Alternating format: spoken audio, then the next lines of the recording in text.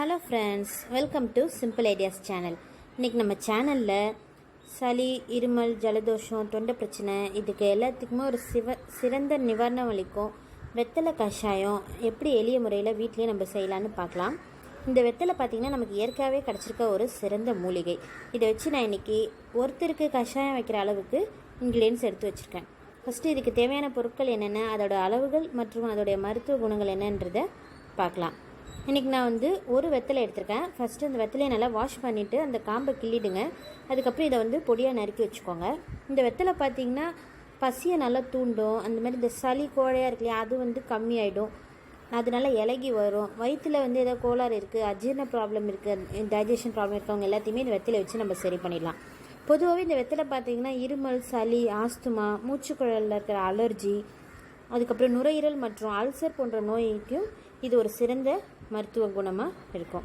அடுத்தது பார்த்திங்கன்னா நான் ஏலக்காய் எடுத்து வச்சுருக்கேன். இந்த ஏலக்காய் பார்த்திங்கன்னா நம்ம சமையலில் வாசனைக்காக பயன்படுத்துவோம். பட் ஆனால் இதில் நிறையா மெடிசினல் வேல்யூஸ் இருக்குதுங்க. இந்த ஏலக்காய் சளி கட்டிட்டு மூச்சு விட சிரமமாக இருக்கவங்களுக்கு இது ஒரு சிறந்த ரிலீஃபாக இருக்கும். நெக்ஸ்ட்டு 2 துண்டு பட்டை எடுத்து வச்சுருக்கேன். இந்த பட்டை பார்த்திங்கன்னா நுரையீரலில் இருக்கிற சளியை அகற்றிடும். அதே சமயம் பாக்டீரியாவை அழிச்சிட்டு நுரையீரலில் ஏற்பட்ட அந்த இறுக்கத்தை சரி செஞ்சிடும். அடுத்தது சீரகம் எடுத்து வச்சுருக்கேன். இந்த சீரகமும் பார்த்திங்கன்னா சளியை கரைச்சிடும். வீசிங் ப்ராப்ளம் எதுவாக இருந்தாலும் இது நல்ல ஒரு ரிலீஃபாக இருக்கும். நெஞ்சில் சளி கட்டிகிட்டு இருக்கவங்களுக்கு மிளகு பார்த்திங்கன்னா ரொம்ப சிறப்பான மருந்துன்னே சொல்லலாம். தொண்டை வலிக்கும் மிளகு ஒரு சிறந்த நிவாரணம் அளிக்கும். அடுத்தது நான் பனவெல்லம் எடுத்து வச்சுருக்கேன். இந்த பனவெல்லம் பார்த்திங்கன்னா ஜலதோஷத்தால் சில பேருக்கு தொண்டையில் இன்ஃபெக்ட் ஆகி தொண்டை கட்டிக்கும், சரியாக பேச வராது, கஷ்டப்படுறாங்க.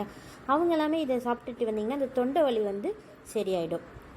கடைசியாக நான் இஞ்சி எடுத்து வச்சுருக்கேன். இஞ்சியும் நிறைய மருத்துவ குணங்கள் நிறைஞ்சதுங்க. சளி பிரச்சனை, இருமல், செரிமான பிரச்சனை எல்லாத்துக்குமே இந்த இஞ்சி சிறந்த மருந்தாக இருக்கும். ஸோ வாங்க இதை எப்படி செய்யலான்னு பார்க்கலாம். இன்றைக்கி நான் ஒரு பேனில் 500 ml தண்ணி ஊற்றி கொதிக்க வச்சுருக்கேன். தண்ணி நல்லா கொதிச்சோன்னே வெத்தலையை போட்டுடுங்க. அதுக்கப்புறமா இந்த உரிச்சு வச்சுருக்க ஏலக்காவையும் சேர்த்துட்டு சிம்மில் வச்சு இதை நல்லா கொதிக்க விடுங்க. ஒரு 15 நிமிஷம் இதை நல்லா கொதிக்கிட்டோம். நம்ம சேர்த்துருக்க அந்த 500 ml தண்ணியும் கொதித்து 250 ml வர வரைக்கும் நம்ம வெயிட் பண்ணோம். பாதியாக கொதிக்கிற அளவுக்கு நல்லா கொதி வரட்டும். இறக்கிறதுக்கு ஒரு 5 நிமிஷத்துக்கு முன்னாடி நம்ம இந்த பனை வெல்லத்தையும் சேர்த்து நல்லா கலரிட்டு கொதி வந்த பிறகு வடிகட்டிட்டிங்கன்னா ரொம்பவே அற்புதமான கஷாயம் ரெடி ஆயிடுச்சு.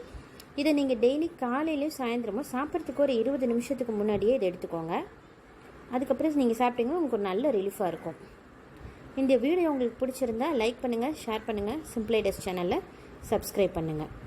கூடவே இருக்க பெல் பட்டனையும் ப்ரெஸ் பண்ணிக்கோங்க. ஸோ தட் நான் போடுற வீடியோஸ் உங்களுக்கு உடனே நோட்டிஃபிகேஷனில் வரும். Thank you friends.